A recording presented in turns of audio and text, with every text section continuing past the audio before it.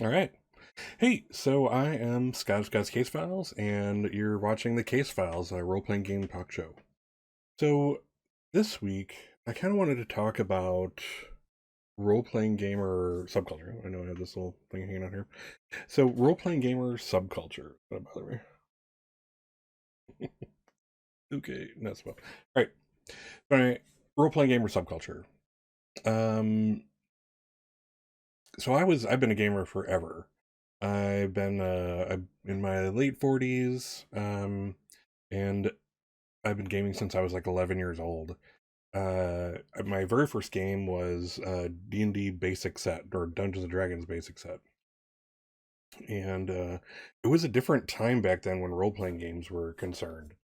Um, when I went to get my first game, it was at this hobby shop nearby where I lived, and I just really heard about this cool game. Some other guys were playing it. It was called Dungeons and Dragons, and I wanted in. I wanted to give it a shot. It sounded so cool.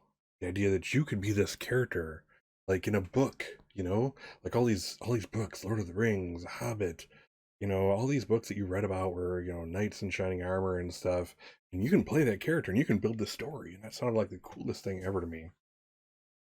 So I was all in. I didn't quite understand it though at the time. I mean, I was 11 years old. I didn't quite get the whole concept of it. So anyway, the went into the hobby shop, and there was this place was pretty large.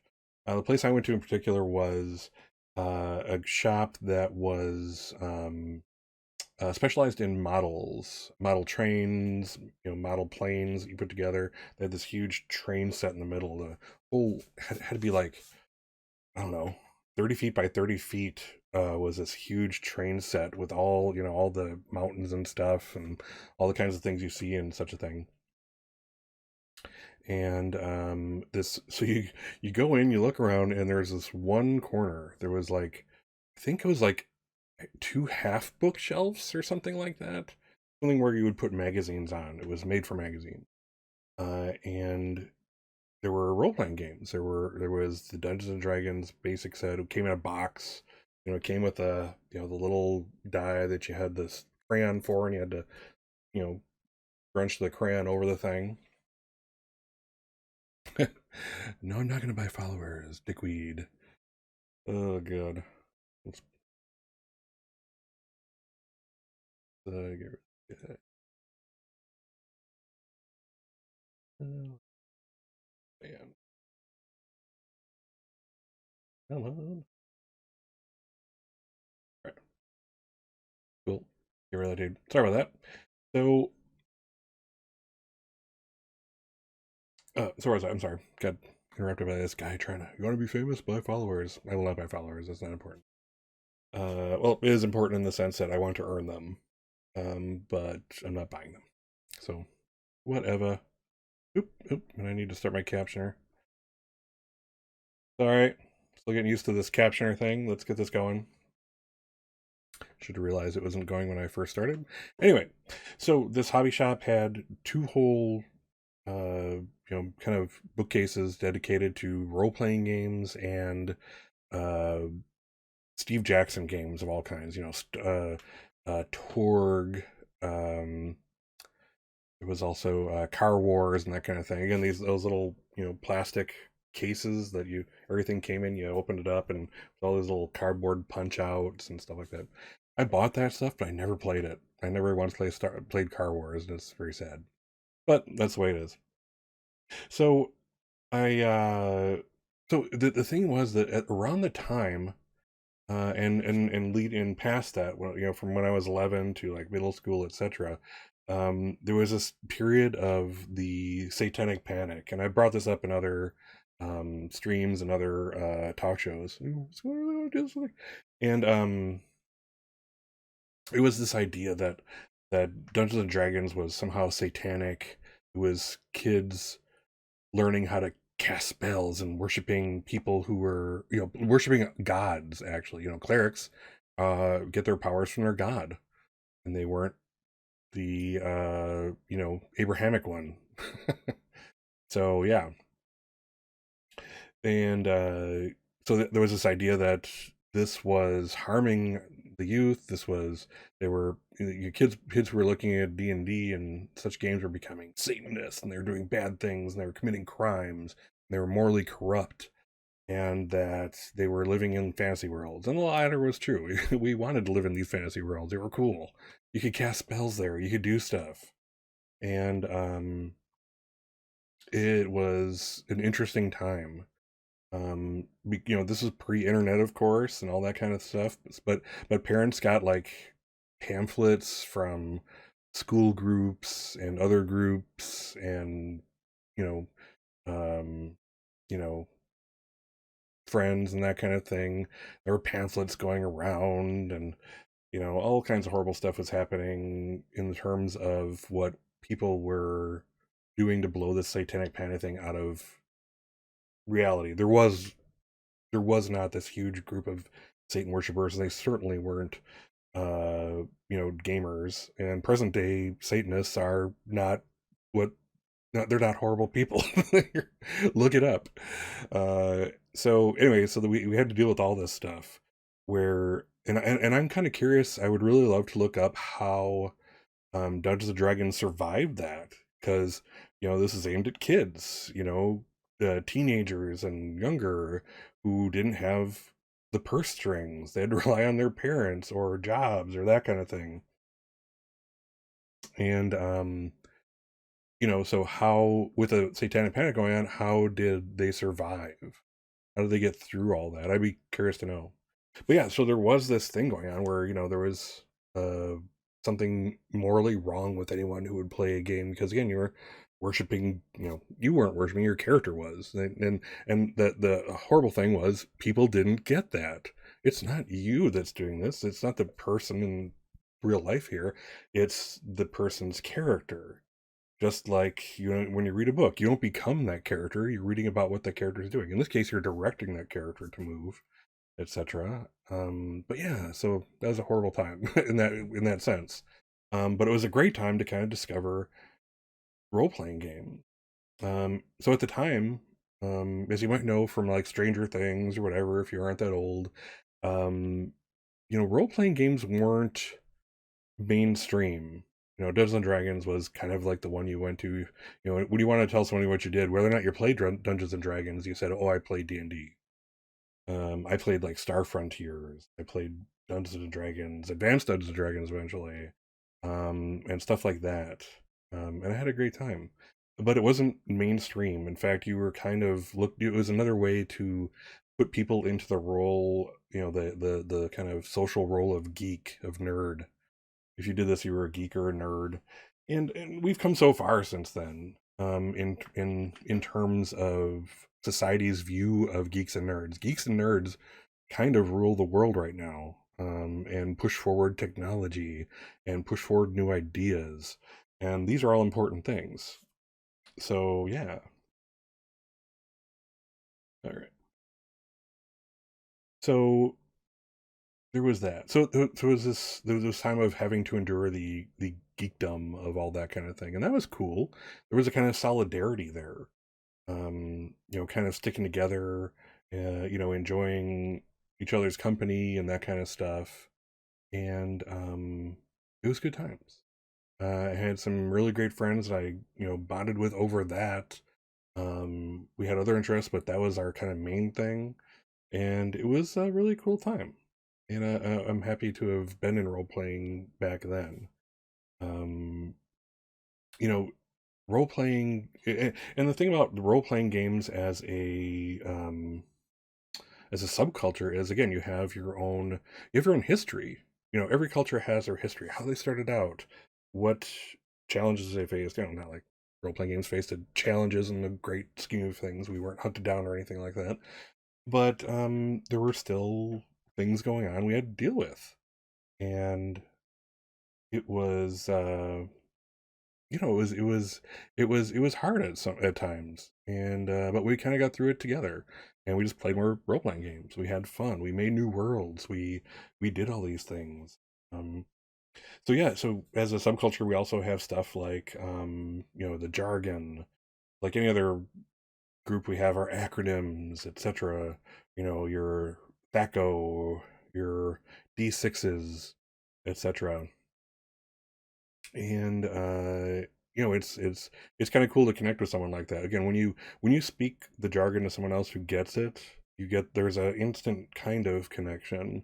Doesn't mean you'll like the person or whatever, but in the end, you at least have that in common. There's common ground to start with. So I think that was just really cool. Yeah. So again, we have our jargon, we have our kind of social habits. So like just stuff like I once did this college project way back when, and I did it on, you know, what about the role player stereotype pans out, right?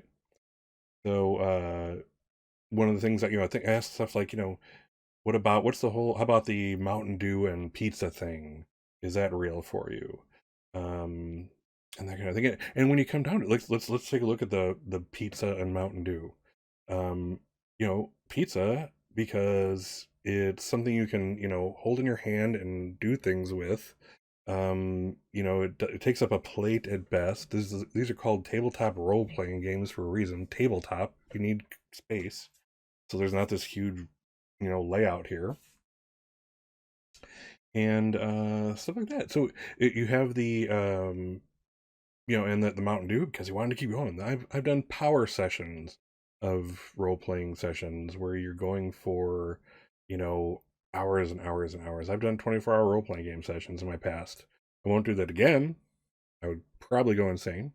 Um, but you know, there was that kind of thing. The Mountain Dew was the most caffeine, the most sugar, and that you could pack into a soda outside of Jolt in the earlier days. There's that. So we also had like, you know, the social mores. Like for example, um, when you are going to the game master's house or whatever, you bring tribute. You bring the Mountain Dew. You bring the pizza. You bring the stuff. The idea there's this idea that the game master is doing you, the player, a favor. So be courteous to them. Give them stuff, and maybe you'll get even some extra XP if you do it right. That kind of thing. So we have that. We have there's this meme that's been going around since before there were such things, you know, about how I want to tell you about my character. And trust me, if you've ever been to a role playing game convention, you've met that person, and I've maybe been that person. I don't know, but there's a reason for it. You know, before the days of streaming and stuff like this, when we gamed, whatever we did was in private. It was in our rooms, it was in basements, it was in game stores, it was in parks, you know, it was at people's dinner tables. So whatever happened was once you did it, it was done. There was no record of it. I never heard of anybody, you know, way long ago, you know, doing recordings of their sessions or anything like that. It just didn't happen. And they lasted long enough where you ran ran out of tape maybe. Um but yeah, so you had that I lost my train of thought, sorry. So yeah, so you think once you did it, it was done. No story. You know, people sometimes kept notebooks. In fact, some of my gaming friends did keep complete journals in character about their doings and stuff. So the reason people want to share your character is because there's you know, you helped create, you and the GM and your other characters helped create this cool being in this gaming world, and it was yours and you made it and it was cool, and that character did cool stuff, and it was just, you know, wondrous, and no one was there to see it, and no one would be there to see it. There would be no recordings watched, listened to, or watched. And so yeah, people want to tell you about their characters. Someone needs to know about this awesomeness that I helped bring about, and that's so cool. You know, but in terms of conventions, people make fun of that. You know, it gets tedious because Yes, I want to hear about your character. I don't want to sit here for 45 minutes while I'm supposed to be doing whatever and listening to you, that kind of thing. So yeah. And then we had the conventions. Let's segue into conventions. Um, you have these conventions where, just like any other convention where people of a certain hobby or subset of subcultures get together, they there's a lot of bonding going on there. When you walk in, you know that everyone there is, well, almost everyone there is big into role-playing games and stuff.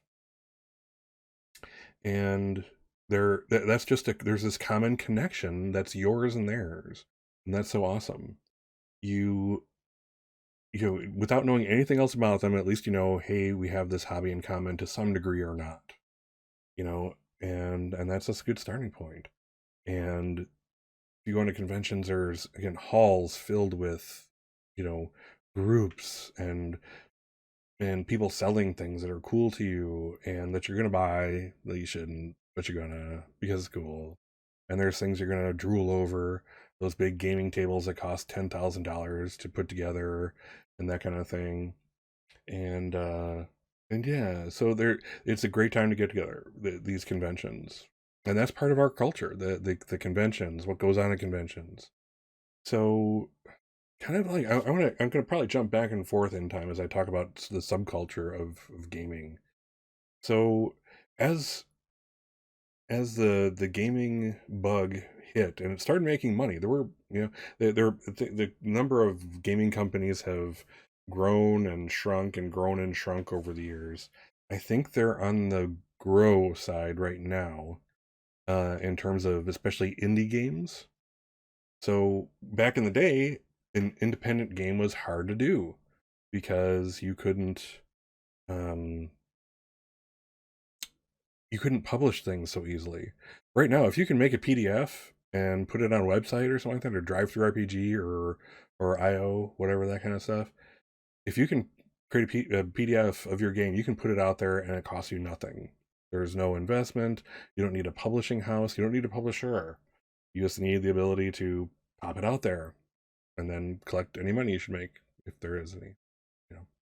So so indie games I think are thriving, whereas before you kind of had to talk to a game publisher and say, "Hey, I have this great idea for a game, and I made the game, and I just need someone to get it out there because I don't have the ability to. I don't have $100,000 to do a press of this and get merch and to get word out there, marketing type stuff. So things have changed, and that's cool. That's why I think we're growing in terms of games out there, and in terms of the number of companies that are doing it, because these indie games can succeed. In fact, I just role played Thousand Year Old Vampire a while back. It's a solo role playing game. And my understanding was the guy who made it put out like another game also on like as an indie game. And this Thousand Year Vampire won a couple of Enies this year. Enies, Ennies, I can never remember which one it is. Um, but this independent publisher, got gaming awards in the gaming community. This is an impossibility years and years ago. So things have changed in our culture there too. If you have an idea, maybe you can put it out there.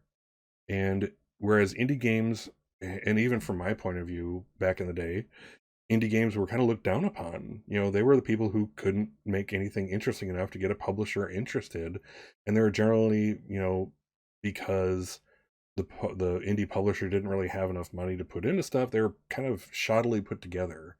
Either the art was bad, the book was more like a pamphlet than a book, that kind of thing, and it just looked like crap. I bought some at the time, and they were interesting in the sense of I liked reading them, but I just didn't take them seriously. They were just shit put together. And again, when you get the impression as a consumer, if the packaging is bad, if the front is bad, if the cover of the book doesn't look good, maybe they just didn't put any effort into everything else in it, and that kind of fed over into that thing of of indie publishers, indie games being crap, being not worth your time. And again, things have so much changed. Indie publishers are big in the sense that people are willing to look at them. People love them. People talk about them a lot. People like them better than more mainstream games by mainstream publishers in some cases. I think, the biggest kind of, I think, independent game that's become big was Apocalypse World. I think that's an independent game. It was put out by, oh god, I can remember his name, Lumley. Lumley. Anyway, sorry, you'll have to forgive me.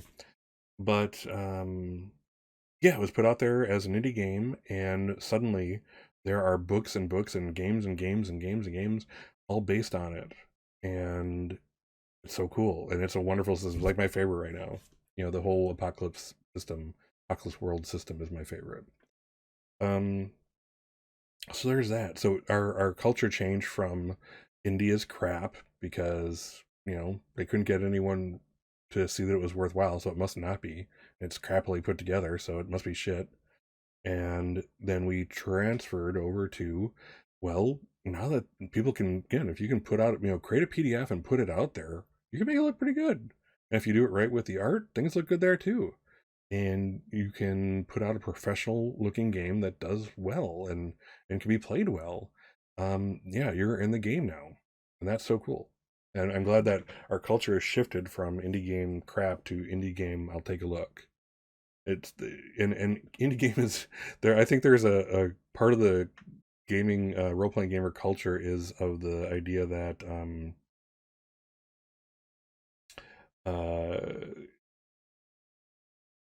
it's kind of like the oh god, what are they? um Man, English sometimes fails me when I need it most. The hipsters, like the hipsters, oh, you would never have heard of this artist that I like. There's this kind of part of role playing gamer culture, I think, who is very hipster, and it's like, oh, you wouldn't have heard of this independent game I'm playing that I think is so awesome. It's like, yeah, actually I have. So yeah, don't do that. But yeah, so there's that, and that's really cool. Um, so what else of role playing game culture as and I kind of I found myself focusing on the changes from then to now. Um, so let's talk about like women and minorities in role playing gaming. Let's go there. Let's go there. Um, so when I was a kid gaming, in my younger days, there were no girls at my table, and for the simple reason I couldn't find any girl role playing gamers at the time.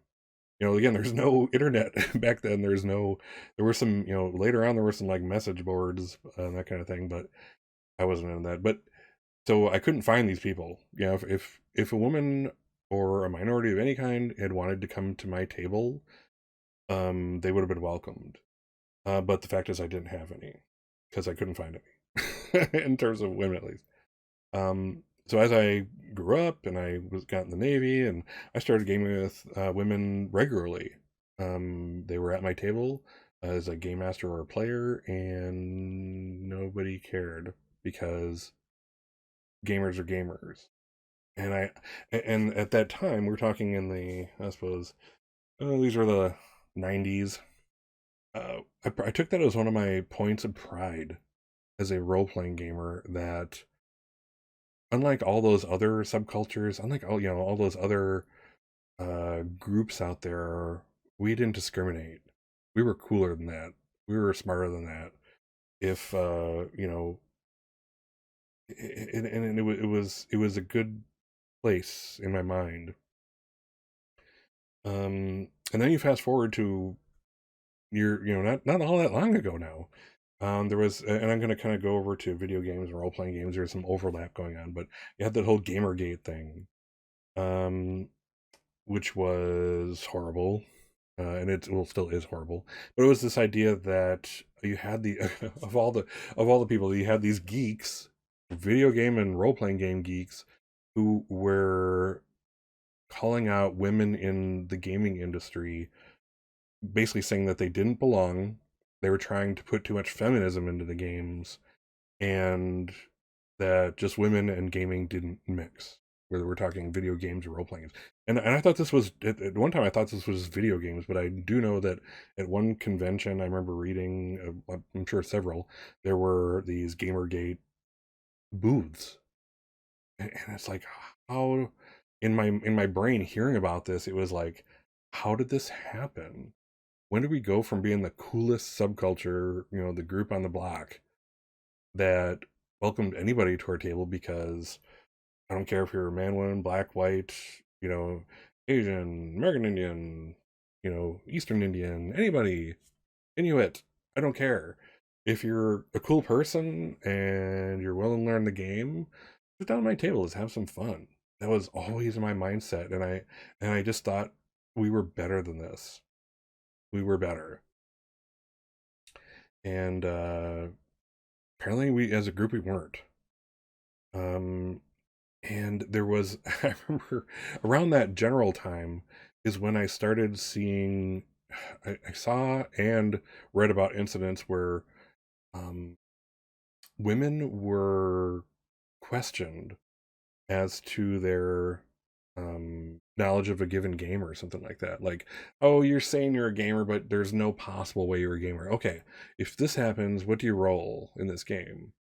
And there was this suddenly people are going around questioning women specifically about how it was that they saw themselves being gamers. Did they didn't belong. You didn't really belong, girl, because you're not you just saying you're a gamer, but you don't know anything about the games. You don't belong here. Get out of my sandbox. And that was like the low point of my view of this hobby and this subculture, was that this was allowed to exist. I mean, let's face it, there's a lot of misogyny in role playing games earlier on. Both in art, like what Boris Vallejo stuff. Look it up. Um, between that and uh, just like in Dungeons and Dragons, it was a real thing, if I recall, that like women could get the like chainmail bikini and it would cover, and it was literally in the rules. Oh yeah, they can totally get the chainmail bikini or plate mail bikini, and it still protects you as well as the all the armor, you know. And it was like that was in the game, in the rules. I remember reading that, and it's absurd,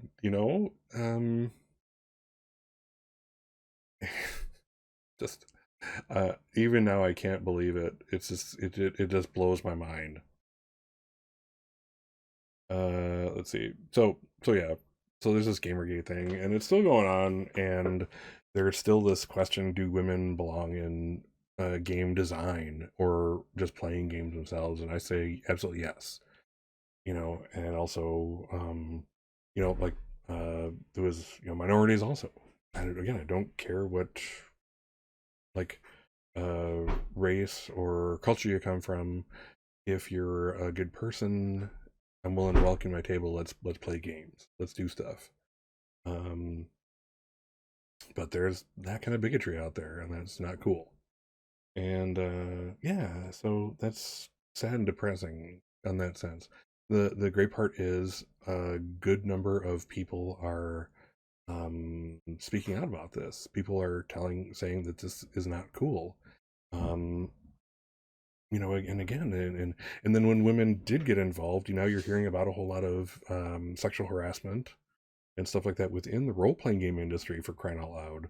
I think it was, I can't remember. I'm not going to go into the details or what companies were involved or what this came out with, but basically, women who were involved were suddenly getting. In my mind, it's suddenly, but in reality, it's been forever. Let's face it. Um, they're getting harassed, and they felt like in any other, in an office or anywhere else, until we kind of started making laws about this and drawing lines. Women felt like it was a boys club, and if they wanted to play, they had to live with the rules. And that's thankfully advanced since that whole mindset. Um, but yeah, and so even in the role playing game industry, there was harassment going on. There has been ever since women have been involved in games, and that's horrible. There's also been racism, etc., in the gaming industry. People. Again, I don't want to get into it. I'm not a drama channel or anything like that.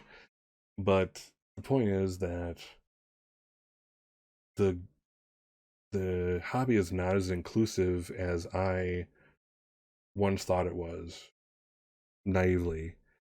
However, there's also, and here's where it's turned around, here's what's better. There's pushback by gamers saying this is not cool.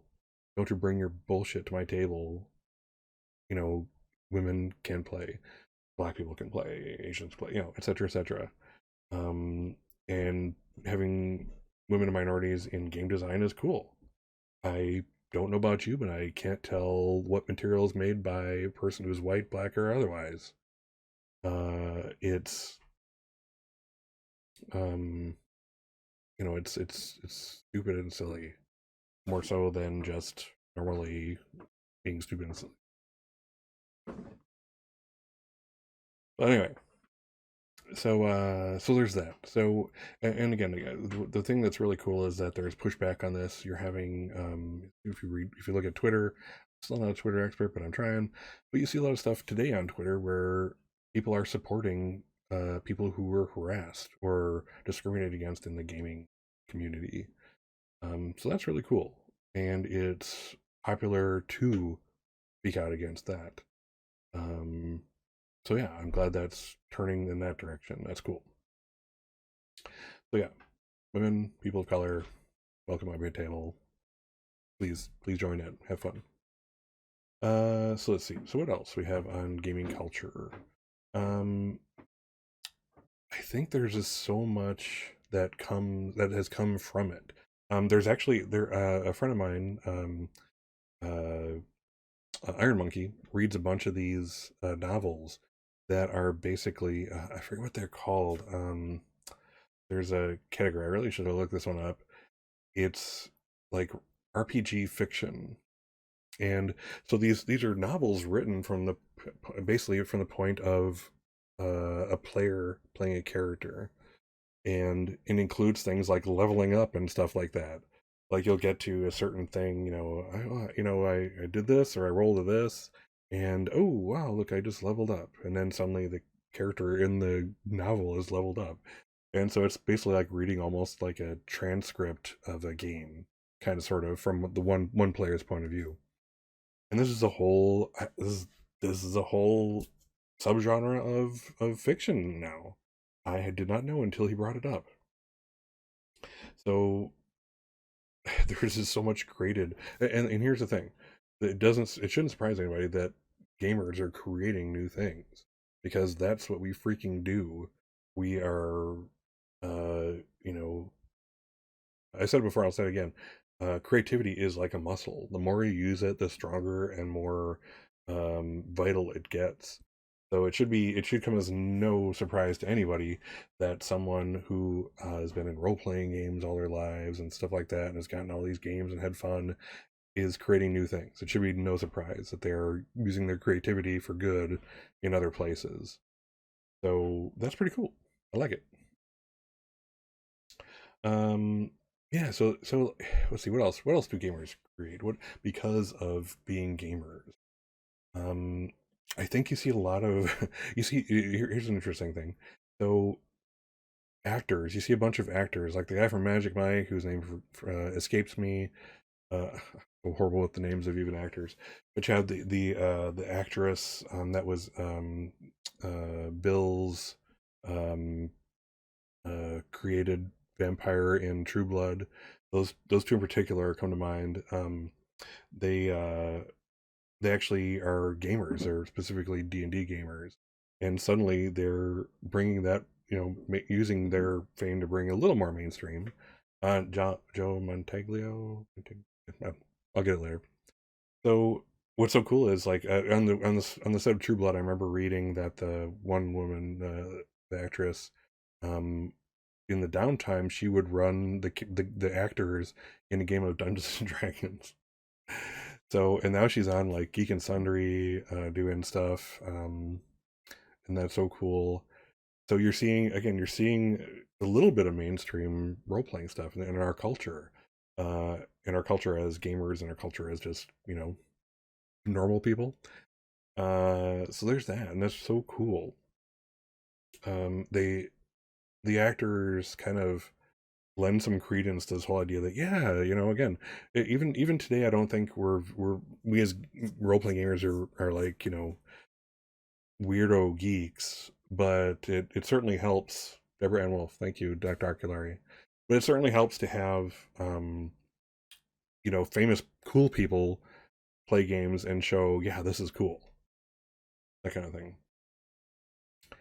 So yeah, so and that's just so cool. It's the idea that um, you can be there. There's so many ways to be creative. Why are we limiting it? Um, but there's still pushback. I'll tell you a quick little story. So, not several years ago, I used to. I'm kind of like a forever GM. It's a rarity that I'm a player these days. Um, but a while ago, several years ago, my nephew, who is right, I think now he's 27, and his friends. So several years ago, so he's around 24, 25. And several of his friends the same age would come by, and I ran them in a bunch of games. Basically, they ran whatever I was willing to run because they were in need of a game master and they had a free night every week. So I think I ran them in a bunch of stuff like a little Shadow Run. I ran them in some Vampire the Masquerade and some Scion, another White Wolf creation where you're like a demigod. And we did stuff like that. And I remember my sister talking to me one time, and she's like, we just feel like it's a little weird. I'm like, what? I've been gaming all my life. You know that. It's just people getting together for, creativity, basically, storytelling, story creating. And she's like, well, it's a little weird that you're having, children over to your house in your basement and, you know, hanging out. And there was this latent idea that I was some kind of weird pedophile, even though these people I was playing with were in their 20s. Um, it was like, it's like if we were playing poker down here, you wouldn't even have batted an eyelash. But we're doing a role playing game, and that's some kind of weird thing to you. So apparently, we are deviants of some sort, and I'm encouraging that in your son, mind you. So there's still that, and I think that's from people who don't know what a role playing game is or don't know how wonderful it is to kind of express all the things we do through role playing. So there's yeah in our culture, in our subculture of role playing game subculture, there's still that kind of that idea in people's heads that we're these D&D Satan worshipping sewer dweller wannabes who want to commit murder and stuff like that. We don't. Most of us don't. There's always a bad apple, right? So yeah. So gamer subculture again, it's come so far, and I've kind of tried to do a then and now type of duality here, and so much has changed, and I think so much has stayed the same, but I think more has changed in terms of what gamers are looking for example. So let's look at game types. So D&D, best example. Your character. I mean, when I first got into D&D, all I knew was I'm a you know fighter magic. I'm a magic user, and I'm going through these dungeons and I'm getting cool stuff. And at first, I wasn't a role player in terms of I just wanted to do cool stuff. It never occurred to me like to ask the question, well, what does this person do when they're not in a dungeon? How do they find the dungeons? Why? What do they do? Et cetera, et cetera. I didn't really care about the character. It was all about the action, and that's cool. So yeah, that was original D&D. It's like it would basically kill the monster, get the loot, get out, be rich. Uh, and so that things, and there was like another one of the games I played as a kid was Star Frontiers, which I mentioned. and that was a little more, like it had a little more story to it. You were where are you? You're in space on another planet doing something. You're not necessarily just trying to kill things and get riches. You're maybe working for a corporation, so a little foreshadowing into real life, etc. Um, so yeah, let's go from there where it was like all about killing the monster and some and then we got into the role play as time started skewing.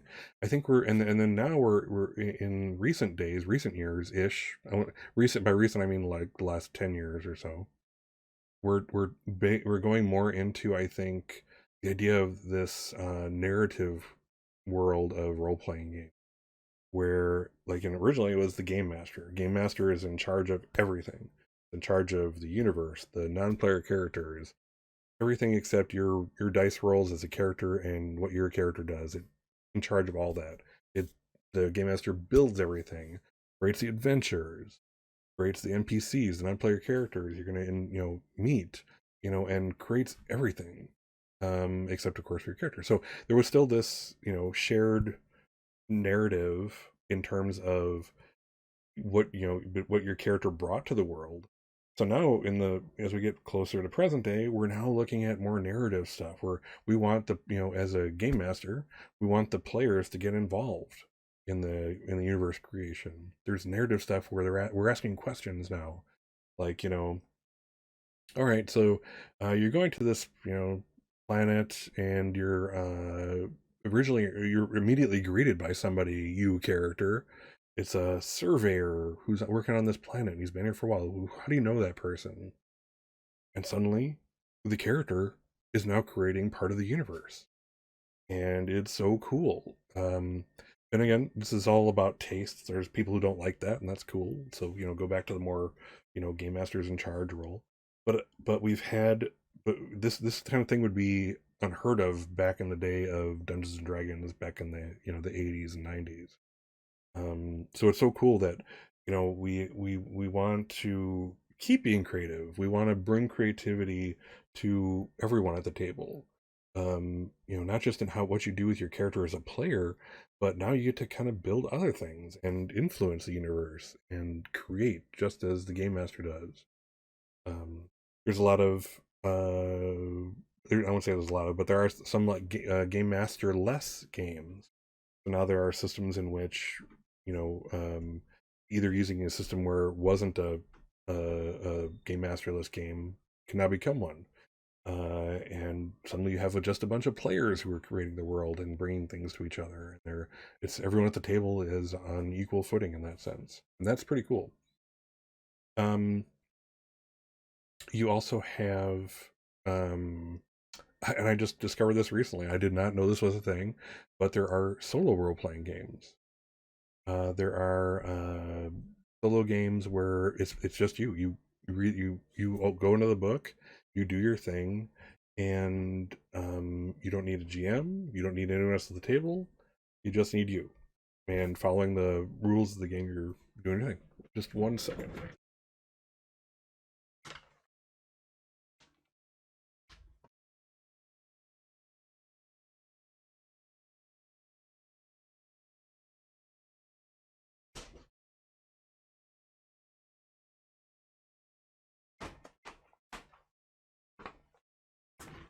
All right.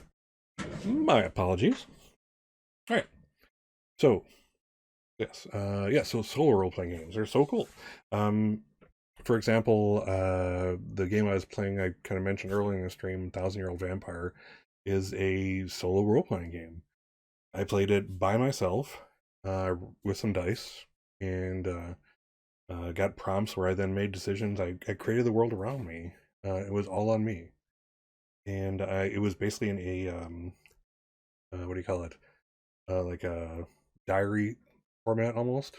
So, ew, there's a mold. Um, yeah, so that's a thing now. So I mean, there are so many options. If you want to be a role player, there are so many options today as how to do that, how you want to do it, not just what's available, but how do you want to game. And those weren't options way back when, and that's changed our culture. Um, and that's an okay thing. I'm good with that. So yeah, so let's talk about a little more about our subculture as a role-playing game. You know, again, we have the jargon, we have the D6s, we have the THACO, we have the other thing, we have this. And and it's just so neat that that even in a time before there was the internet, that became a thing. You know, we could communicate like that. Even in the time of the Satanic Panic, uh, you know, this became prevalent within our subculture, even across. You know, again, it wasn't just one game shop that was using this stuff. It was, you know, game shops across the world. In part because of the rules and what people just generally defaulted to and stuff like that. Another because um, there were you know conventions and get-togethers and stuff like that and clubs and just such cool stuff. And I'm so thankful for all that. It's just good times. And again, we come so far. There are so many options today. There are there's just a lot of ways to express ourselves as role playing gamers. That's pretty cool. Um, so yeah, out here,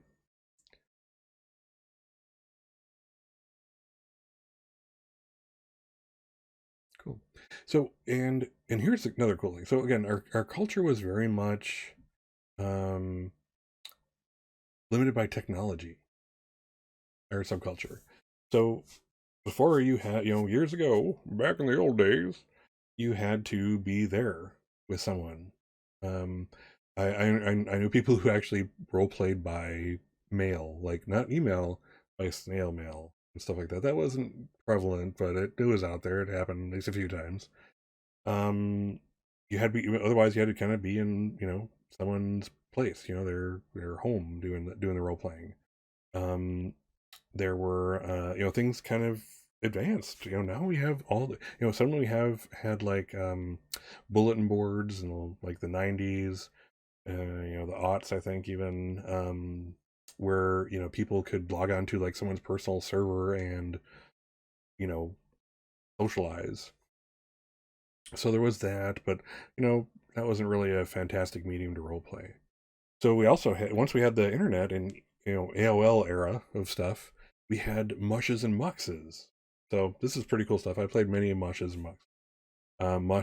So these are like mush stands for multi-user shared hallucination, mux multi-user experience, and what these were online games, online role-playing games that were text-based and like room-based. So for example, and they still exist, by the way. They're just not as popular as they used to be. So what you could do is you could the programmers, I think they were programming like C plus at the time.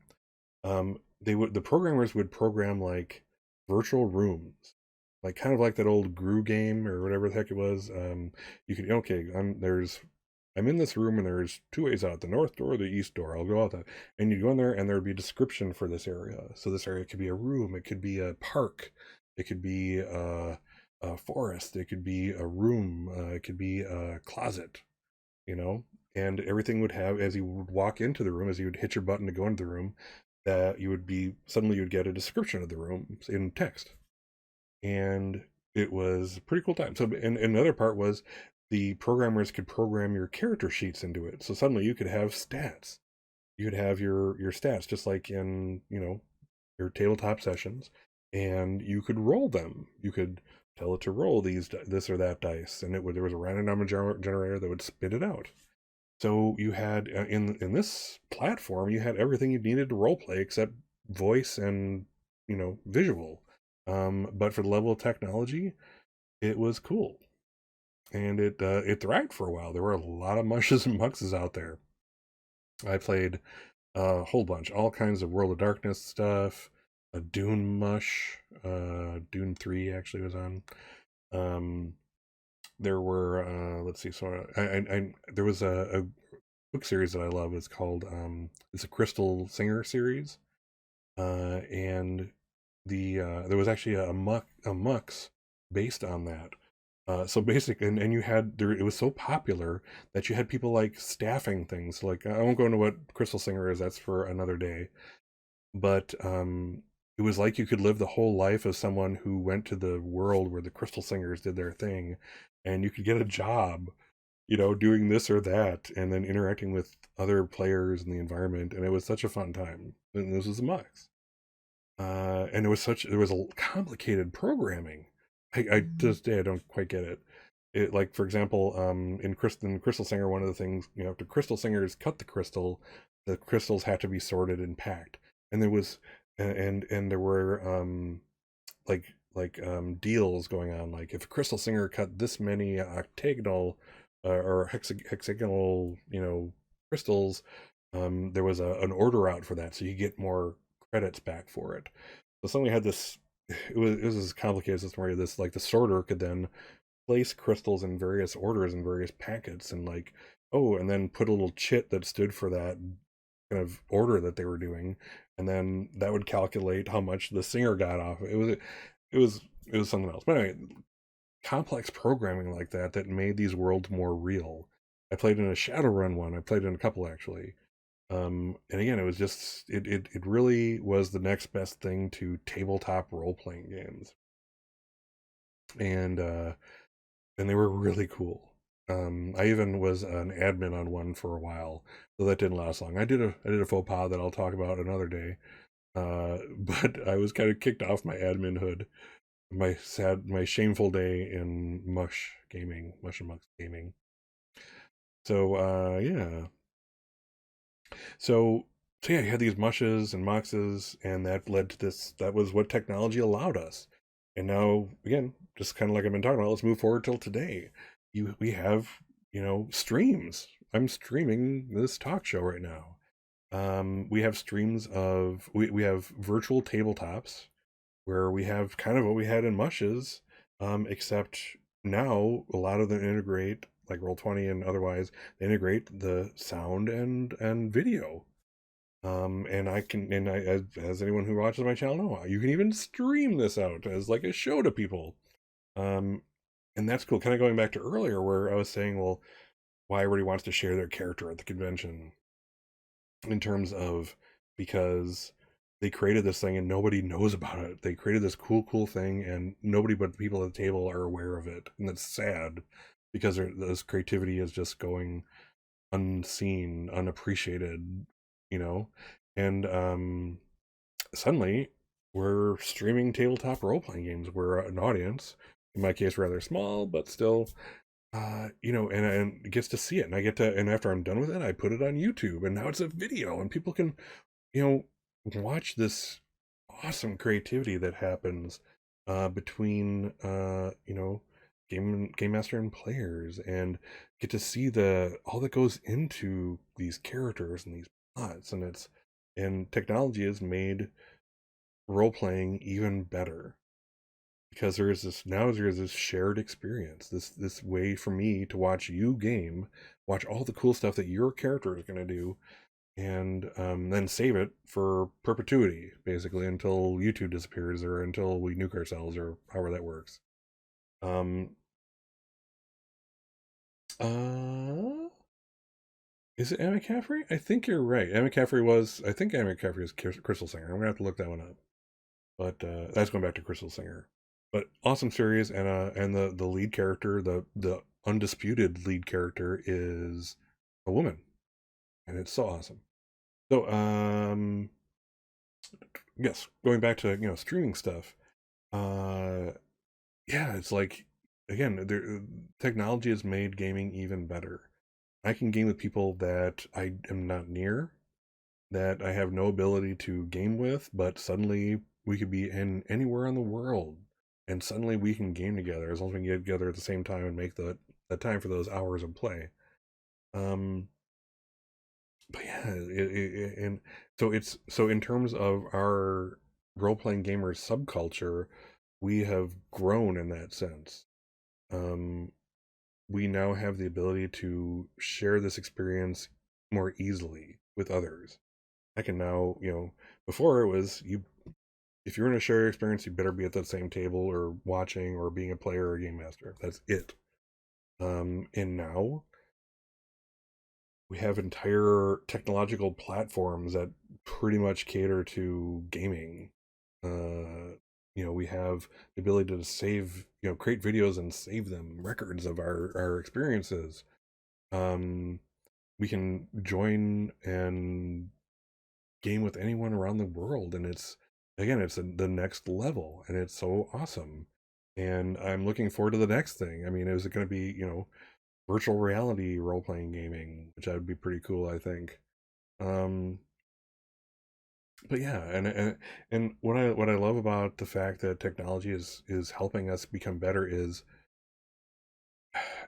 I like to think that, kind of going back to the Gamergate thing, I'm going back and forth, but kind of going back to the Gamergate thing, um, I think that the ability to game with people from all over the world of different cultures, races, religions, men, women, trans individuals, non-binary people, um, it's kind of like that saying from Mark. It's attributed to Mark Twain. I don't know if he said it, but it was something to the effect of, "Travel is the best cure for bigotry," and this is virtual travel, gaming with people all over the world via technology.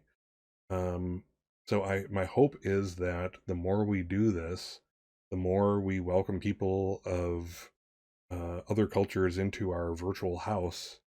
You know, the less bigotry there's going to be out there. That this whole Gamergate thing, where women and people of color are changing gaming or don't belong in gaming, will just be an absurd, laughed at thing of the past, more so than it is now. Again, I like to think, and it might be my naivety, but I like to think that we're rounding that curve, and we're coming to that point where that is unacceptable. Anyone who acts like that will be kicked out of our, you know individual communities, and that kind of activity, that kind of talk, that those kind of ideas won't be tolerated. And we don't have to tolerate hate. There's this, getting I don't want to get political or anything, but there's this idea that intolerance of intolerance is bigotry, and no, it's not. Where intolerance of bigotry is doing the right thing. there's there's this mental disconnect of people who even think that that would be the case. So anyway, my hope is that the more technology advances, the more we see that people are people, the more our culture as gamers will expand, the more we'll get past this bullshit of, um, you know, certain people don't belong at our table. And, and there will always be people that are not welcome at a given table. From my example, I mean, and I would like that to remain like bigots. I don't like bigots at my table. If you're a freaking bigot, you can't sit with me. Bye bye. Uh, so that's the only kind of exclusion I would like to see in our subculture. So it's wishful thinking, but I think again, that with as technology advances, so does our culture, and our culture broadens, and our culture gets, again, there's ebbs and flows, but I think it's makes it better, and that's a good thing, and I like it, and I'm thankful for it, and I'm going to continue gaming. I'm going to continue enjoying the hobby, the part I play in my subculture, and it is a subculture.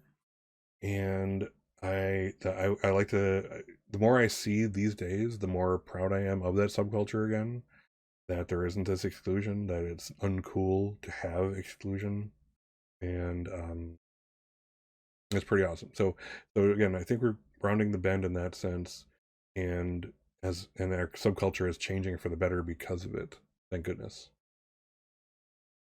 All right, so that's all I have for now. I know it's a couple minutes short, but um, thank you for any viewers, that kind of stuff. I appreciate it. I appreciate your presence and listening. And I tend to do a lot of stream of consciousness of these things. I'm still kind of trying to find my stride with the talk show thing.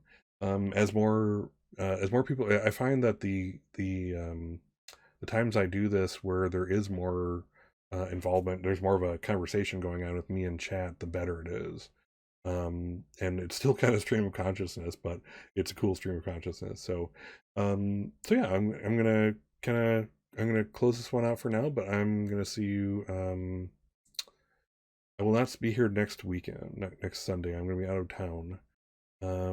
But the week after that, I'll be back with a new topic. So if you're interested, so anyway, I'm Scott's Case Files. If you're watching me on Twitch, all my info is in the About below. Click on About or whatever, and you'll see my social media links. So my Twitter, my Discord, my YouTube. On Discord, we have a lot of conversations these days, a lot of cool, interesting conversations. So pop over there and enjoy it with me. Join in. I'd like to talk to you. And it's also where I kind of take requests as to what's next on my talk show. So with that, I will bid you a fond farewell. And again, my viewers here or on YouTube in the future, thank you for watching. And during my stream of consciousness, again, I'm trying to figure out my stride. Is stream of consciousness better, or do I need just like a literal, cards to go by? This topic, then this topic, then this topic. I don't know. We'll figure it out. So thank you for watching. Keep being awesome. Go forth and do no harm.